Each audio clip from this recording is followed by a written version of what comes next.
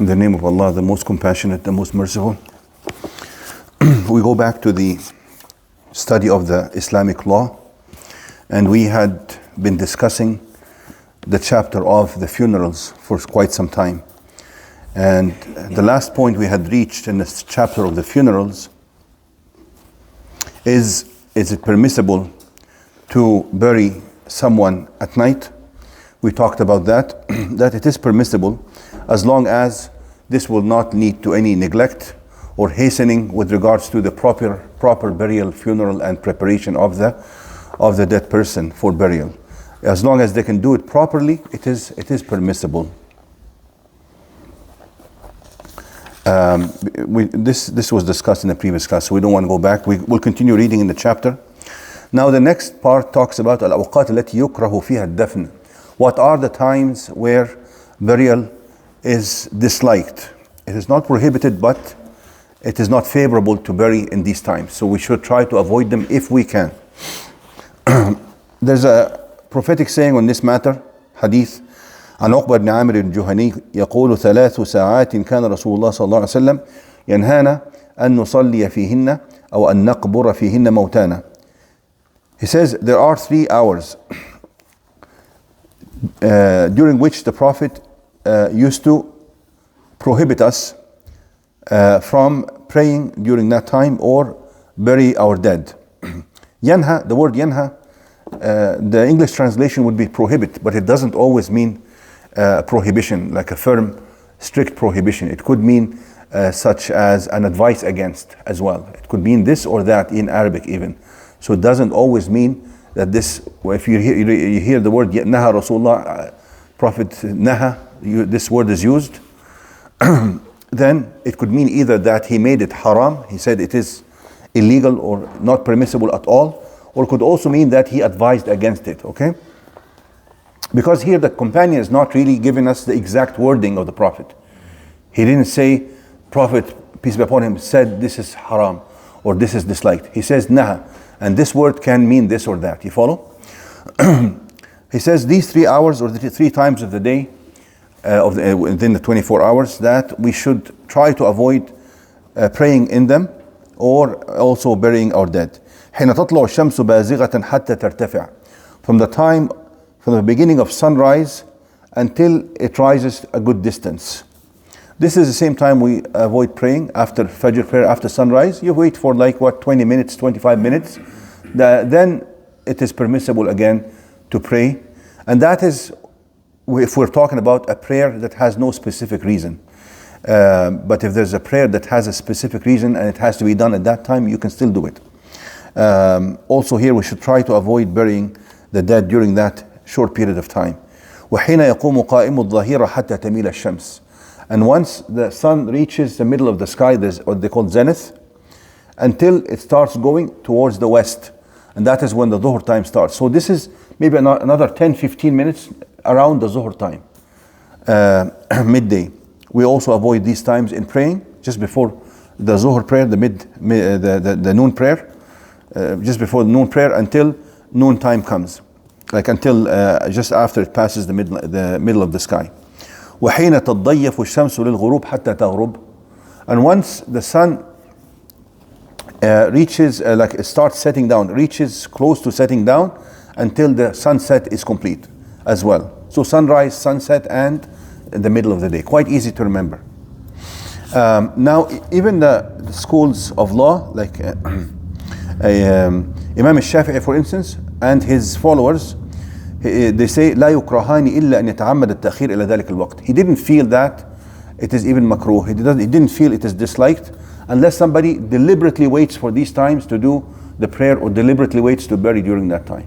But if it just happened by coincidence, it is fine in his, according to their view.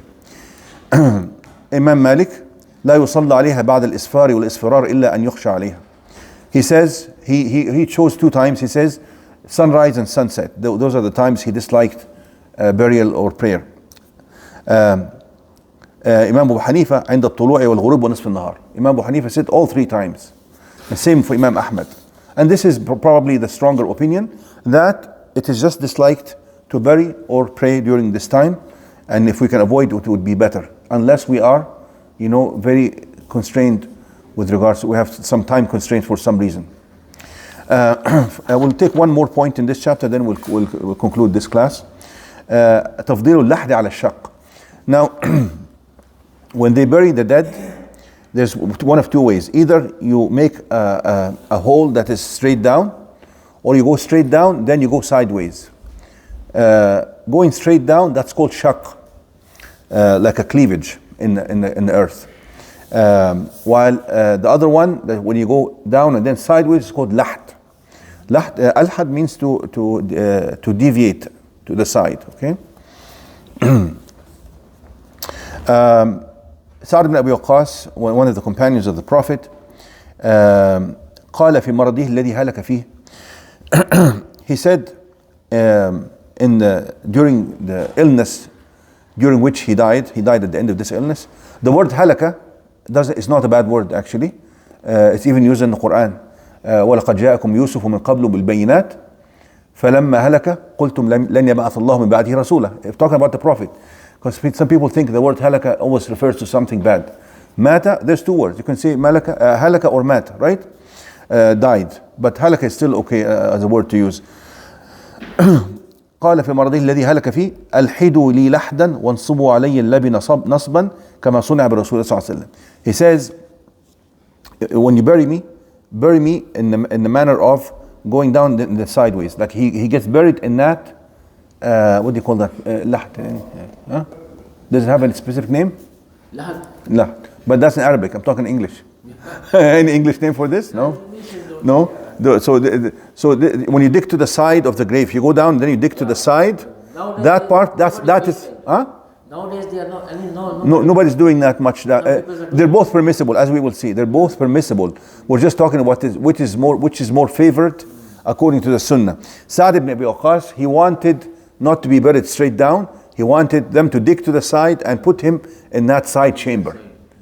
He says, "Al-hidu li lahdan." Make that side chamber for me and put me in there. And he says, "Wansubu alayya al-labin nasban." Then put like small bricks to basically close off that side chamber, so that it's closed off, and then they put earth on inside the grave itself and close it off completely. You follow? كما صنع برسول الله صلى الله عليه وسلم. He says, just like it was done for the Prophet, peace be upon him. Actually, when the Prophet, peace be upon him, was dying, the companions, actually after he died, they wanted to bury him. So they said, they didn't know which one to choose, to do the lahad or to do the shaq. قالوا نستخير ربنا ونبعث إليهما. They said, we will make istikhara. We will make supplication to Allah to choose the best for us. And then we will call both. They had two people who used to bury. One of them used to just bury straight down. The other one used to make that side chamber. That's called lahad. He says, we will make dua, istikhara, and then we will call on both of them. Whoever comes first will be Allah's choice for the Prophet, peace be upon him. So the one who does this side chamber came first, and that is how they did it for the Prophet ﷺ. And that is why scholars say that both are permissible, because the companions really did not really know until that point which is the best.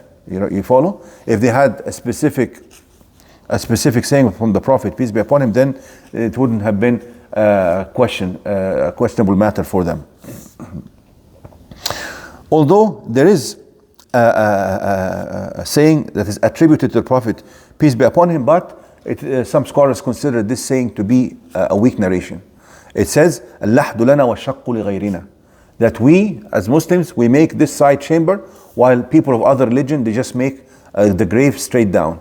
But this narration, it is not in the most authentic books of hadith. It is in Abi Dawood والترمذي وابن ماجه وابن أبي شيبة وضعفه الحافظ في التلخيص. So some scholars consider it to be weak, and I think the fact that the companions did not know, this is something that if it was well known, then the companions would not have, questioned this matter, as I mentioned. So basically, both are permissible, but the side chamber is preferable. Then inshallah we'll continue some other time. Now.